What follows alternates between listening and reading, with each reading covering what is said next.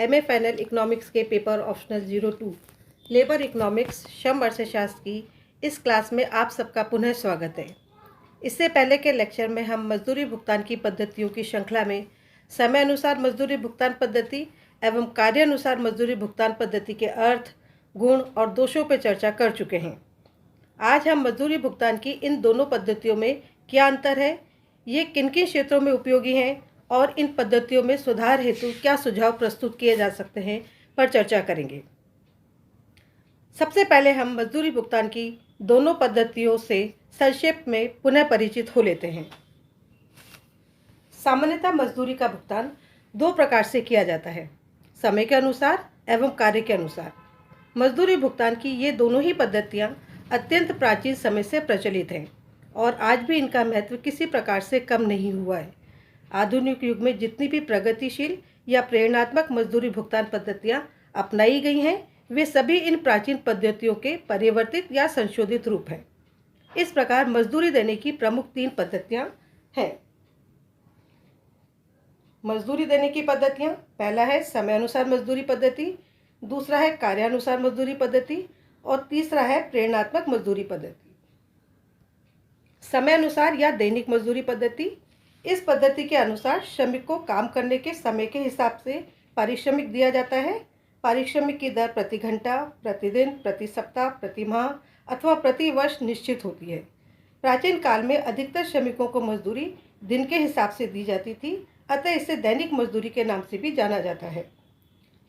मजदूरी भुगतान अधिनियम 1936 the payment of wages act 1936 के अनुसार मजदूरी का भुगतान परस्पर समझौते के अनुसार प्रतिदिन, प्रति सप्ताह, प्रति पखवाड़ा या प्रति माह के अंत में किया जा सकता है, बशर्ते कि दो मजदूरी समूह में 2 माह से अधिक अवधि का समय न हो।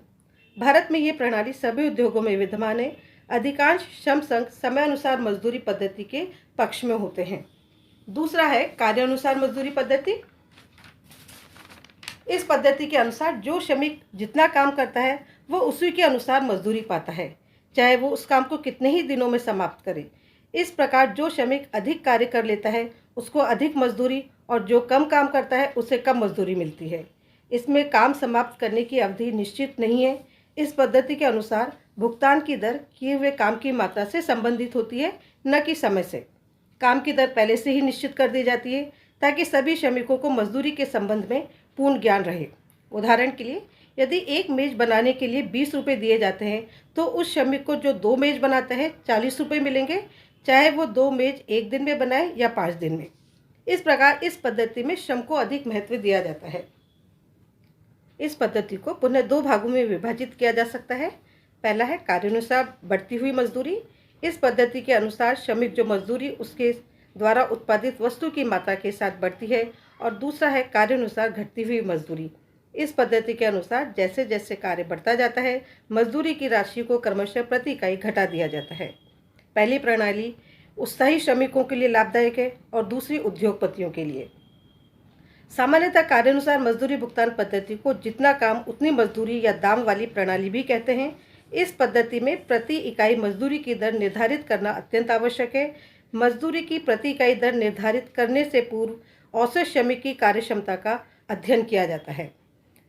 अब हम समय अनुसार और कार्यानुसार मजदूरी भुगतान पद्धतियों में क्या अंतर है इसको समझने का प्रयास करेंगे।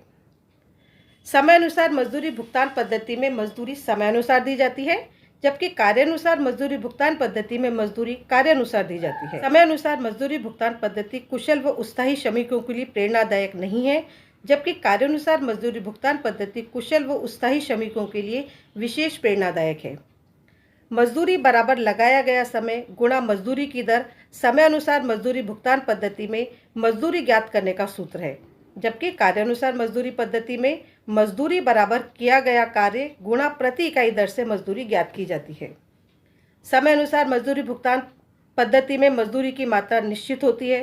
कार्यानुसार मजदूरी भुगतान पद्धति में मजदूरी की मात्रा निश्चित नहीं होती है। समय अनुसार मजदूरी भुगतान पद्धति में नौकरी के स्थायित्व का आकर्षण बना रहता है, जबकि कार्यानुसार मजदूरी भुगतान पद्धति में ऐसा कोई आकर्षण नहीं होता। इसी प्रकार समय अनुसार मजदूरी पद्धति में कठोर नियंत्रण की आवश्यकता पड़ती है, जबकि कार्यानुसार मजदूरी पद्धति में नियंत्रण की विशेष आवश्यकता नहीं पड़ती है। समयानुसार मजदूरी पद्धति में श्रमिक अवकाश लेने के लिए आकर्षित होते हैं, क्योंकि अवकाश की अवधि का भी उन्हें वेतन मिलता है। जबकि कार्यानुसार मजदूरी पद्धति में चूंकि श्रमिकों को काम करने पर ही मजदूरी दी जाती है, अतः उन्हें अवकाश लेने का कोई आकर्षण नहीं होता। समय अनुसार मजदूरी भुगतान पद्धति में श्रमिक समय का सदुपयोग नहीं करते हैं, काम में लापरवाही करते हैं तथा समय व्यर्थ में बर्बाद करते हैं। इसके विपरीत कार्यानुसार मजदूरी पद्धति में श्रमिक समय का सदुपयोग करते हैं, क्योंकि अधिक काम करके ही वे अधिक मजदूरी कमा सकते हैं। नेक्स्ट है, श्रम संघ समयानुसार मजदूरी भुगतान पद्धति का समर्थन करते हैं, क्योंकि ये उनमें एकता बनाए रखती है। जबकि कार्यानुसार मजदूरी पद्धति का श्रम संघ विरोध करते हैं, क्योंकि इससे उनमें एकता नहीं हो सकती है। समयानुसार मजदूरी पद्धति कलात्मक कार्यों के लिए उपयुक्त है, जबकि कलात्मक कार्यों के लिए कार्यानुसार मजदूरी पद्धति अनुपयुक्त है। समय अनुसार मजदूरी पद्धति का क्षेत्र उन कार्यों तक सीमित है जिनका माप नहीं किया जा सकता, जबकि कार्यानुसार मजदूरी पद्धति मापनीय एवं प्रमापित कार्यों के लिए उपयुक्त है। कार्य में शिथिलता आना समयानुसार मजदूरी पद्धति में साधारण बात है, जबकि कार्यानुसार मजदूरी पद्धति में ऐसा करना संभव नहीं है। समयानुसार मजदूरी पद्धति में माल उच्च कोटि का उत्पन्न होता है, जबकि कार्यानुसार मजदूरी पद्धति में माल की किस्म में गिरावट आना स्वाभाविक है। समयानुसार मजदूरी पद्धति में श्रमिक के स्वास्थ्य पर प्रतिकूल प्रभाव नहीं होता है, जबकि कार्यानुसार मजदूरी पद्धति में श्रमिक अधिक कार्य करते हैं, जिससे उनके स्वास्थ्य पर प्रतिकूल प्रभाव पड़ता है। नेक्स्ट है, समयानुसार मजदूरी पद्धति में वस्तु का उत्पादन कम मात्रा में होता है, जबकि कार्यानुसार मजदूरी पद्धति में वस्तु का उत्पादन अधिक मात्रा में होता है, क्योंकि श्रमिक अधिक से अधिक कार्य करने का प्रयास करते हैं। अब हम समयानुसार मजदूरी पद्धति किन किन क्षेत्रों के लिए उपयोगी है और इसमें सुधार हेतु क्या सुझाव दिए जा सकते हैं को देखेंगे। समयानुसार मजदूरी पद्धति की उपयुक्तता का क्षेत्र। समय के अनुसार मजदूरी देने की पद्धति को उन व्यवसायों के लिए उपयोगी कहा जा सकता है जहां निर्मित वस्तु की किस्म पर काम की मात्रा की तुलना में अधिक ध्यान दिया जाता है, जैसे उच्च कोटि की सिलाई आदि। इसी प्रकार जहां कार्य का सही माप करना कठिन हो, जैसे शिक्षक, डॉक्टर या चित्रकार का काम। इसी प्रकार जहां व्यापार की दृष्टि से केवल यही पद्धति लागू की जा सकती है, जैसे छुटपुट श्रमिकों को मजदूरी देने के लिए। जहां उत्पादन छोटे पैमाने पर किया जाता है और कठोर निरीक्षण की संभव है। आधुनिक युग में समयानुसार मजदूरी पद्धति का प्रयोग सामान्यतः अप्रत्यक्ष श्रमिकों जैसे फोरमैन, सुपरवाइजर, गेटकीपर आदि के पुरस्कार की गणना के लिए किया जाता है, क्योंकि इनके कार्य का स्वभाव ही ऐसा है जिसे केवल समय के आधार पर ही पुरस्कृत किया जा सकता है, जहां श्रमिक अभी कार्य करना सीख रहे हैं। समय अनुसार मजदूरी पद्धति में सुधार के उपाय। समय अनुसार मजदूरी पद्धति में सुधार करने के लिए सुझाव दिया जाता है कि सेवा योजकों को विभिन्न कार्यों को करने के लिए आवश्यक कार्यकुशलता एवं अनुभव के अनुसार सामान्य मजदूरी के आधार पर अपने श्रमिकों को श्रेणी बंधन पद्धति के अनुसार मजदूरी देनी चाहिए। अब हम कार्यानुसार मजदूरी भुगतान पद्धति किन किन क्षेत्रों के लिए उपयोगी है और इसमें सुधार के लिए क्या सुझाव दिए जा सकते हैं को समझेंगे। कार्यानुसार मजदूरी पद्धति की उपयुक्तता का क्षेत्र। कार्यानुसार मजदूरी पद्धति निम्नलिखित उत्पादन कार्यों के लिए अधिक उपयोगी रहती है, जहां कार्य प्रमापित किस्म का हो, जहां निश्चित एवं समान किस्म की वस्तुओं का उत्पादन हो, जहां कार्य की मात्रा को आसानी से मापा जा सकता हो, जहां उत्पादन में वृद्धि की आवश्यकता हो, जहां श्रम की प्रति इकाई लागत आसानी से निर्धारित व नियंत्रित की जा सकती हो, जहां उत्पादन एवं प्रयास के बीच गहरे संबंध हों और जहां व्यक्तिगत प्रयास अधिक महत्वपूर्ण हो।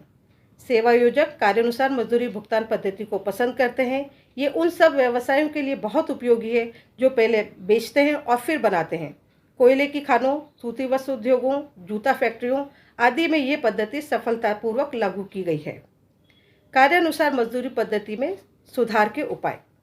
कार्यानुसार मजदूरी पद्धति में सुधार हेतु निम्न सुझाव दिए जा सकते हैं। कार्य की प्रकृति इस प्रकार की होनी चाहिए जिसको प्रमापीकृत किस्म की मापनीय इकाइयों में विभाजित किया जा सके।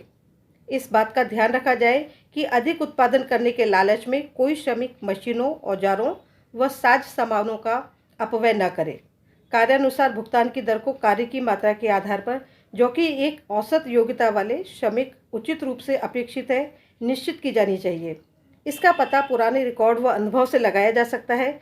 यदि दर बहुत अधिक हुई तो प्रबंधक दर में कटौती करने के प्रयत्न करेंगे, जिससे श्रमिकों का विश्वास उन पर से हट जाएगा और अकुशलता बढ़ने लगेगी। यदि दर बहुत कम हुई तो श्रमिक को अधिक से अधिक कार्य करने के लिए प्रोत्साहन नहीं मिलेगा।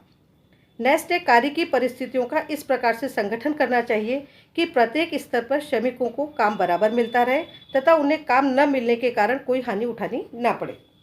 निरीक्षण का भी उचित प्रबंध हो ताकि किस्म के बिगड़ने पर अंकुश रखा जा सके। मशीनों की भली भांति देखभाल रखी जाए जिससे उनमें टूट फूट न हो। सामग्री अत्यंत उच्च कोटि की होनी चाहिए तथा उसकी पूर्ति में कोई बाधा नहीं होनी चाहिए। इस प्रणाली को अपनाते समय श्रमिकों व सेवा आयोजक दोनों के हितों को ध्यान रखना चाहिए।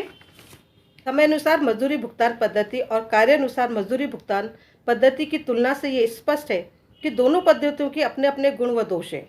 श्रमिक समय अनुसार मजदूरी भुगतान पद्धति को पसंद करते हैं और सेवा आयोजक कार्य अनुसार मजदूरी भुगतान पद्धति को। उद्योग एवं कार्य की प्रकृति को ध्यान में रखते हुए मजदूरी भुगतान पद्धति को अपनाकर औद्योगिक शांति एवं अधिकतम आय उत्पादन प्राप्त किया जा सकता है। इस प्रकार आज हमने समय अनुसार मजदूरी पद्धति और कार्य अनुसार मजदूरी पद्धति में अंतर, दोनों पद्धतियाँ किन किन क्षेत्रों में उपयोगी हैं और इन पद्धतियों में सुधार हेतु क्या सुझाव दिए जा सकते हैं की जानकारी प्राप्त की। अगले लेक्चर में हम मजदूरी के सिद्धांत पर चर्चा करेंगे। थैंक यू, धन्यवाद।